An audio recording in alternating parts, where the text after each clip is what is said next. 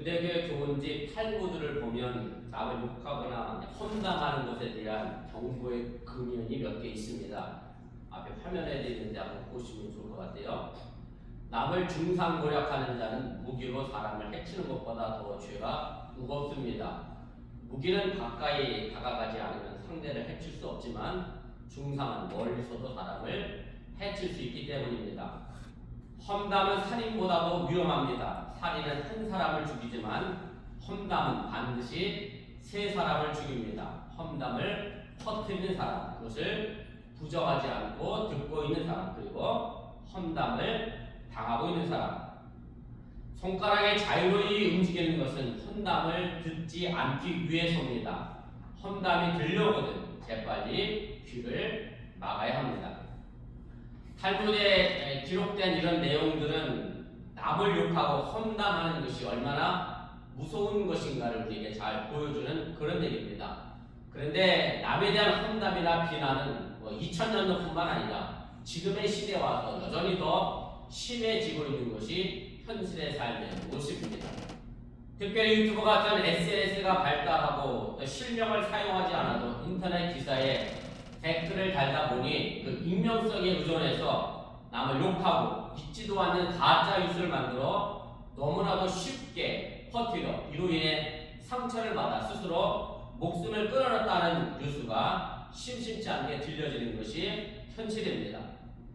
그런데 제가 생각하는 더 큰 문제는 그런 가짜 뉴스를 퍼뜨리고도 또 악의적인 댓글을 달아서 한 사람의 명예와 신뢰를 무너뜨리고서도 그것에 대하여 아무런 죄의식을 가지지 않는 무책임한 양심을 가진 사람들의 태도라고 저는 생각이 듭니다.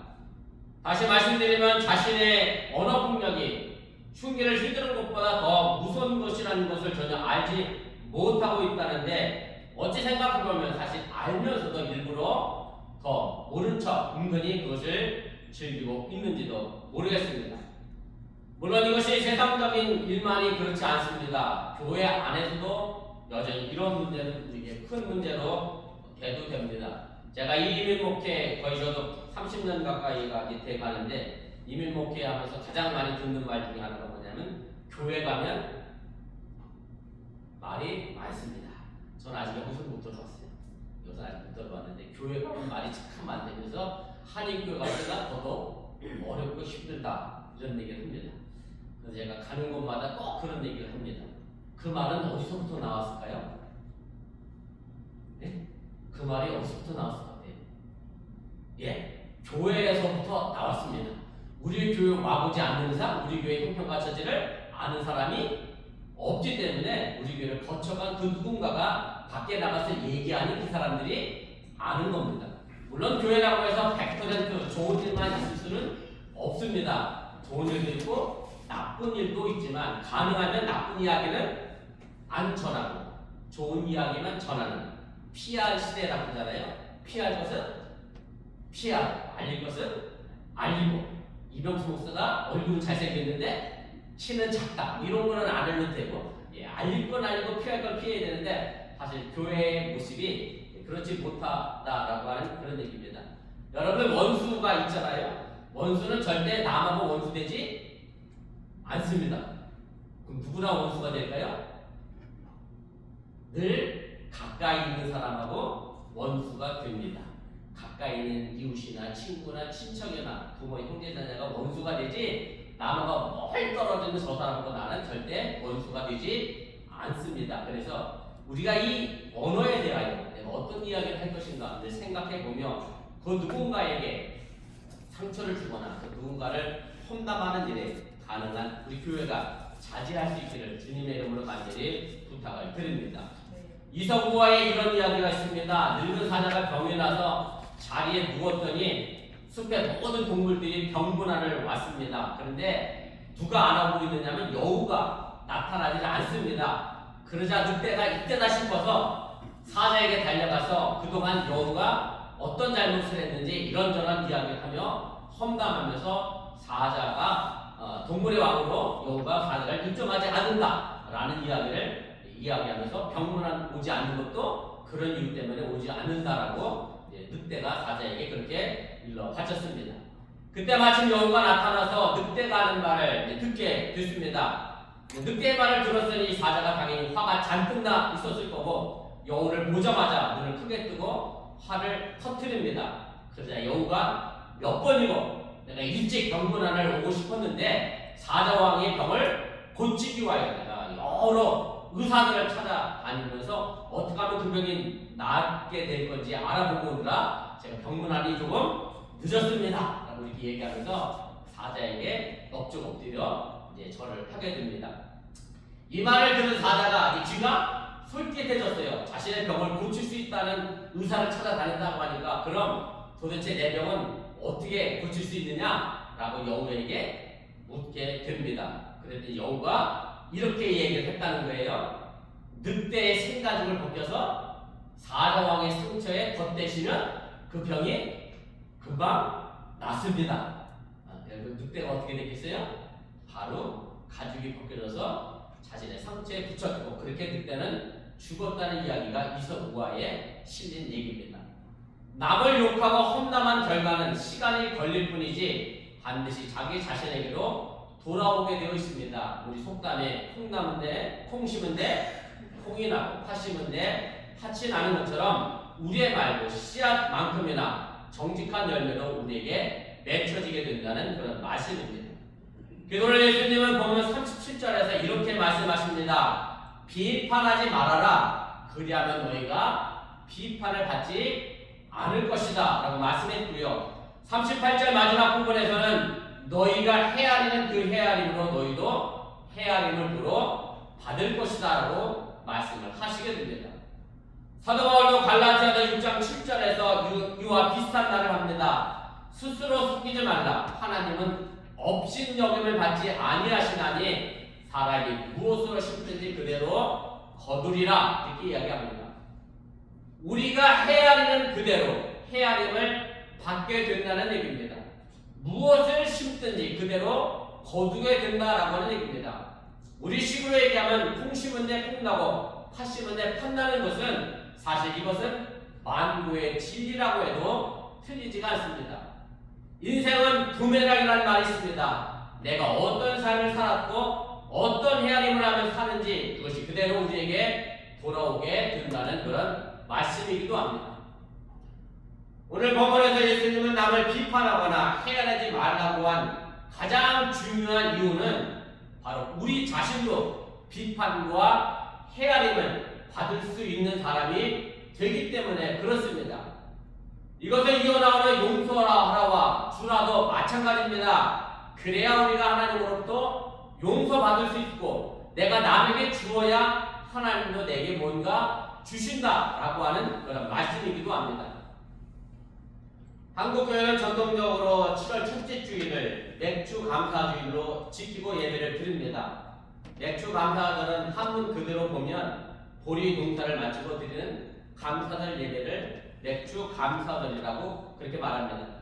저는 개인적으로 지금은 뭐 보리 농사를 짓는 시대도 아니고 또 농경사회도 아니다 보기 때문에 이 시대에 어울리지 않는 그 감사절이라고 해서 저는 맥주 감사를 지키라고 여러분들에게 말씀을 드리지는 않습니다만은 그래도 성경에 나와 있는 절기이기도 하고 또 하나의 절반을 살아왔던 삶을 되돌아보면서 감사를 하고 이제 또 남은 한 해 절반을 어떻게 살 것인가를 생각해보는 시간으로 삼았으면 하는 바람으로 오늘 설교를 제가 준비하게 됐습니다.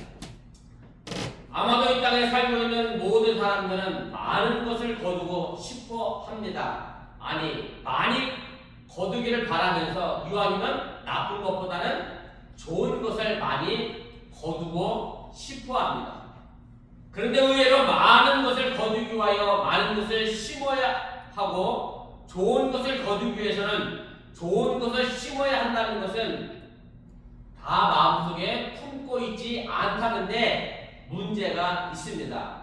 그리고 오늘 이 말씀 읽으면서도 여전히 우리에게 걸림돌이 되는 말씀이 하나 있습니다. 그것이 38절에 있는 말씀인데 38절을 보면 이렇게 됩니다. 주라 그리하면 너에게 줄 것이니 곧 후이되어 누르고 흔들어 넘치도록 하여 너에게 안겨주리라.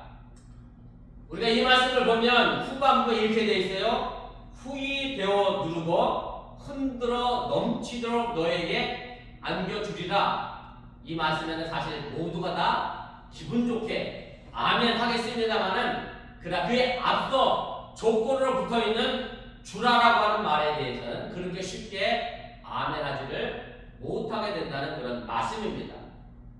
주는 것을 잘못되었다라고 말하는 사람은 거의 없습니다. 그러나 그 주는 것을 실천하기가 그렇게 쉽지는 않습니다. 주는 것을 실천하기 어려운 것은 내가 이만큼 줬는데 나에게 반드시 그만큼 돌아오거나 아니 그보다 더 많이 돌아온다는 것이 확실하지 않으면 그렇게 쉽게 줄 수 있는 것이 아니기 때문에 그렇습니다. 문제는 주는 마음이고 줄 때 우리 마음에 자신의 마음 계산이 문제가 된다라고 하는 그런 얘기입니다. 저는 감리교 신학대학 87년도에 입학을 했는데요. 한국에 있는 친구들과 단톡방이 있어요. 100몇 명이 들어와 있는데 요즘은 부모님 돌아가셨다 아니면 아들, 딸 결혼한다 그런 내용이 계속 와요. 제가 아직 한국 통장이 살아있어서 가끔 이제 친한 친구 있으면 막 보내요. 근데 제가 분명히 저는 미국서 애들 결혼시킬 것 같아요. 받을 거 받지가 않아. 그러면 저는 안 보낼 것 같은데 저는 받을 생각을 아예 안 하고 그냥 보냅니다. 그 누구한테 얼마 보냈는지 저는 기억을 하지 못하는데 사실은 우리가 뭘 주면 우리가 사실 축의금 보내면서도 그런 사람들 있잖아요. 꼭 명단 써서 이 사람이 나한테 얼마 있으니 나중에 난 이 사람 결혼할 때 이만큼 돌려줘야지 계산하는 분 간혹 계신데 사실은 우리가 그런 마음의 계산을 갖고 있으면 쉽게 주기가 어렵다라고 하는 얘기입니다. 때로는 은혜가 원수로 돌아올 때도 종종 있습니다. 그렇게 되면 점점 더 주기가 어려워지게 되고 우리 마음을 헤아리게 된다라고 하는 그런 얘기입니다. 제가 이런 예를 한번 들어보도록 하겠습니다. 여러분들이 친척이나 가까운 사람이 어려운 일이 있어서 물질적으로 도움을 줬습니다. 그런데 그것을 받은 사람이 은혜로 여기지 않고 어떤 치욕이나 굴욕으로 여길 때가 있습니다. 만약에 받는 사람이 순수한 은혜로 받아들이지 못했다라고 하면 분명 그것은 그렇게 느끼도록 한 주는 내가 뭔가 잘못됐나를 생각해 봐야 한다는 그런 말씀입니다. 내가 주면서 정말 기쁨으로 아낌없이 주어야 하는데 그런 마음으로 주지 못했다라고 하는 얘기고 흔한 말로 공치사를 너무 많이 해서 받는 사람 입장에서 참 치사하다라고 느끼게 되면 무엇인가 주는 데에 문제가 있다는 그런 말씀입니다. 이렇게 되는 것은 내가 주면서 내 마음을 헤아리기 때문에 그렇습니다. 아까운 마음으로 주게 되면 상대방도 그것을 그렇게 느끼게 된다는 그런 말입니다. 우리 아이들이 자랄 때 큰 아이가 작은 아이 숙제를 많이 봐주고 공부를 많이 봐줬습니다. 형경이가 형규한테 늘 도와달라고 하면 형규가 흔쾌히 잘 도와주고 그렇게 했는데 어떤 때는 자기도 짜증낼 때가 있어요. 자기 숙제가 많고 해야 할 일이 많고 바쁘면 그것도 혼자 못하나라고 막 야단치고 구박을 할 때가 있습니다. 그러면 우리 딸내미는 혼자 씩씩대면서 치사해서 내가 더 이상 안 물어본다. 관둬라. 내가 간다. 아마 씩씩대우는 그런 적이 여러 번 있습니다. 물론 그 다음에 또 물어보긴 합니다만은 사실은 그렇게 나오면 상대방 입장에서 마음이 많이 상처가 된다라고 하는 얘기입니다. 저는 아직 열방사랑교회에서 선교헌금을 보내진 않았습니다만은 저는 선교헌금을 보내면서 선교헌금을 받는 분들에게 영수증을 달라 하거나 어떻게 사용을 하고 있는지 묻지 않습니다. 몇 년 전으로 기억이 되는데 과거에 있던 교회에서 어느 분이 제게 목사님 우리 교회에서 선교헌금을 보냈는데 왜 받는 선교사가 아무런 사역 보고를 하지 않느냐라고 제게 그렇게 물었던 적이 있습니다. 제가 그때 그분에게 이런 말씀을 드렸습니다. 힘들고 어렵게 사역하는 선교사에게 뭐까지 더 시켜야 돼? 숙제를? 선교 사역까지 보고하라는 숙제를 저는 주고 싶지 않습니다. 그것도 누구를 괴롭히는 일이에요? 선교사를 괴롭히는 일입니다. 그래서 저는 그것을 요구하지 않습니다라는 그런 말씀을 드렸습니다. 사실은 제가 이것은 제 스스로의 경험에서 나온 이야기이기도 합니다. 무슨 이야기냐면 제가 항암 치료를 하면서 경제적으로 어려울 때 도움을 여러 번 제가 교회에 요청한 적이 있습니다. 목사였으니 뭐 어디다 도움을 요청했겠어요. 당연히 교회에다가 도움을 요청을 하게 됩니다. 그때 교회마다 뭐 이런저런 많은 것을 준비해서 뭘 제출하라고 그래요. 이력서도 내야 되고 상황 환경도 있고 설명도 해야 되고 막 그렇게 해서 물론 주는 입장에서도 그럴 수 있겠죠. 우리 교회에다가 설명을 해야 될 거 아니야. 이런 목사를 구해야 하는데 이 목사 형님이 이러니 이 사람이 이러니 뭐 이런 서류가 있어야 설득을 해야 할 테니까 뭐 이해는 갑니다. 그래서 이런 서류를 내라고 이야기하면서 도움을 요청할 때마다 그런 서류를 요구할 때가 있습니다. 그런데 도움을 요청하는 입장에서 그런 서류를 준비하다 보면 이런 생각이 들어요. 아유, 치사하게 안 받고 말지. 내가 내 힘으로 어떻게 한번 살아봐야지. 그래서 우리 집사람한테 나 주유소 가서 기름 좀 줄까? 한번 주유소 기름 넣어주잖아요. 여기 각자 놓지 마. 그랬더니 목사가 나 주유소 가서 알바한다고 막 또 야단을 쳐갖고 제가 그건 못 해봤습니다만 아무튼 도움을 청하는 입장에서도 뭔가 많이 자꾸 요구하면 이게 마음에 상처가 되더라고요. 그렇게 제가 그런 경험이 있기 때문에 누군가를 도울 때 저는 그 사람이 어떤 형편과 처지를 묻지 않고 어떻게 사역했는지 묻지를 않게 됐습니다. 아무리 많은 것을 줘도 그 헤아리는 마음이 어떤 마음이냐에 따라서 그 헤아림을 그대로 다시 당하게 된다는 그런 말씀입니다. 그래서 예수님도 주라고 말씀하시기 전에 37절에서 비판하지 말아라, 정죄하지 말아라, 용서하라 라고 하면서 그 마음의 씀씀이를 먼저 우리에게 말씀해 주고 있음을 여러분들이 깨달으시기 바랍니다.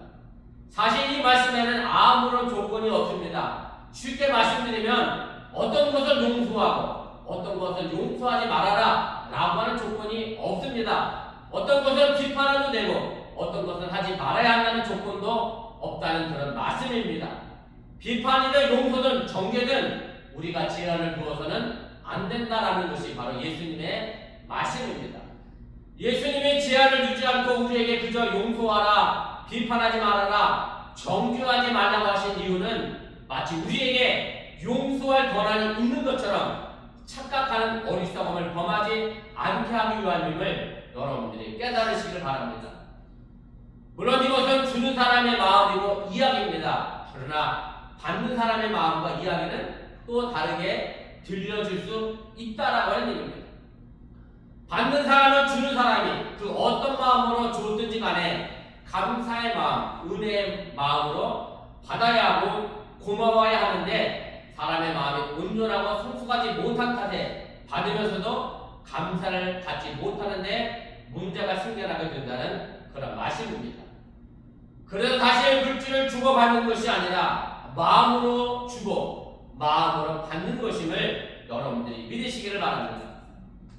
사실 장사나 사업도 마찬가지입니다. 주고받는 것이 물건과 돈이 오가는 것처럼 보이지만 사실 그렇지 않다라고 하는 얘기고 믿음이 오고 가는 것이고 헤아리는 마음이 오고 가는 것이라고 하는 사실을 여러분들이 깨달으시기 바랍니다. 여러분들이 누군가에게 뭘 줄 때는 냉수 한 그릇 주는 마음으로 주시기를 바랍니다. 무슨 뜻으로 말씀드리는 거냐면 냉수 한 그릇 주워놓고 냉수 한 그릇 갚아라. 요즘 냉수 값도 비싸긴 합니다만은 냉수 한 그릇 값 갚아라 라고 요구할 사람은 없기 때문에 그렇습니다. 냉수 한 그릇은 말 그대로 가장 보잘것없는 것이고 보상을 받을 만한 가치가 없는 것이기 때문에 우리가 누군가에게 뭘 주려고 하면 바로 냉수 한 그릇 주는 마음으로 주시기를 바랍니다. 다시 말하면 보상을 바라지 않는 마음으로 주라고 하는 그런 얘기입니다.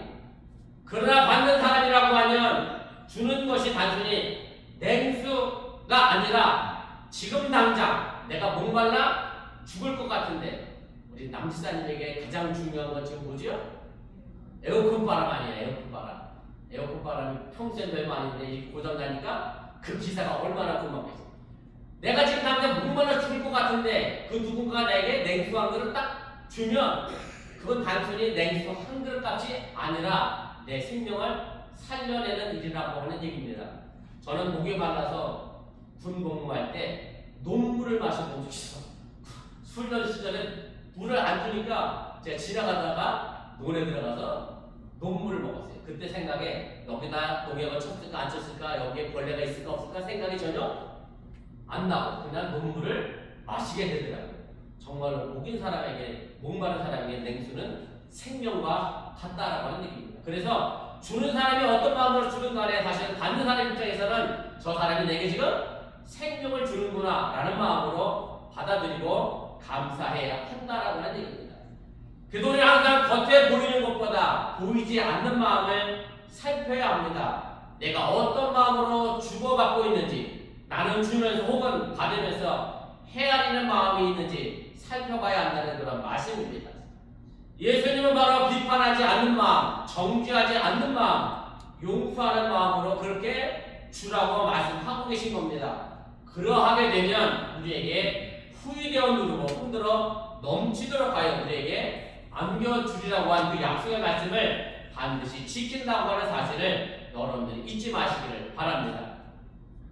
아니면 반대로 나는 처음부터 주는 사람이 아니라 받는 자라고 생각하여 남에게 주는 얘기는 항상 저기 부자 이야기, 가진 사람 이야기, 그렇게 생각하면 나는 살고 있지는 않은지 한번 돌아보시기를 또한 바랍니다. 주는 사람의 이야기도 받는 사람의 이야기도 결국 남의 이야기가 아니라 나의 이야기, 우리 모두의 이야기가 되어줘야 그것이 바로 주고받는 것에 참된 의미가 있음을 여러분들 잊지 마시길 바랍니다. 저는 이 엄청난 축복의 약속을 한편의 공시로 좀 표현해 보고자 합니다. 깊이 한번 음미해 보시면 여러분들에게 하나님이 약속하신, 예수님이 약속하신 후이되어 흔들어 넘치도록 안겨주리라고 하는 축복을 깨닫는 그런 감사의 깨달음이 있기를 바랍니다. 김용석 시인이라고 하는 시인이 쓴 가을이 오면이라고 하는 동시입니다. 제가 한번 읽어보겠습니다. 나는 꽃이에요. 잎은 나비에게 주고 꿀은 홀방벌에게 주고 향기는 바람에게 보내지요. 그래도 난 잃은 것 하나도 없어요. 더 많은 열매로 태어날 거예요. 가을이 오면. 이제 한 해의 반을 넘기면서 감사 이전에 우리 인생의 보리농사는 얼마만큼의 수확을 거두고 있는지 한번 돌아보시기를 바랍니다. 원망과 불평이 우리 안에 울분처럼 다가오기도 하지만 알고 보면 어찌 보면 심은 대로 거둘 뿐이고요. 많이 심었다면 많이 거두었을 것이고 적게 심었다면 우리는 적게 거둘 수밖에 없다는 사실을 여러분들이 기억하시기 바랍니다.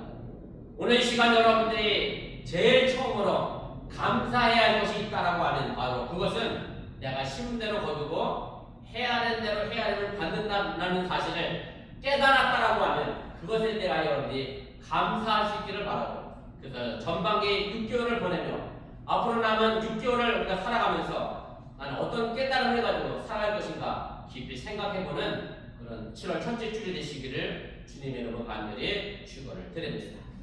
잠깐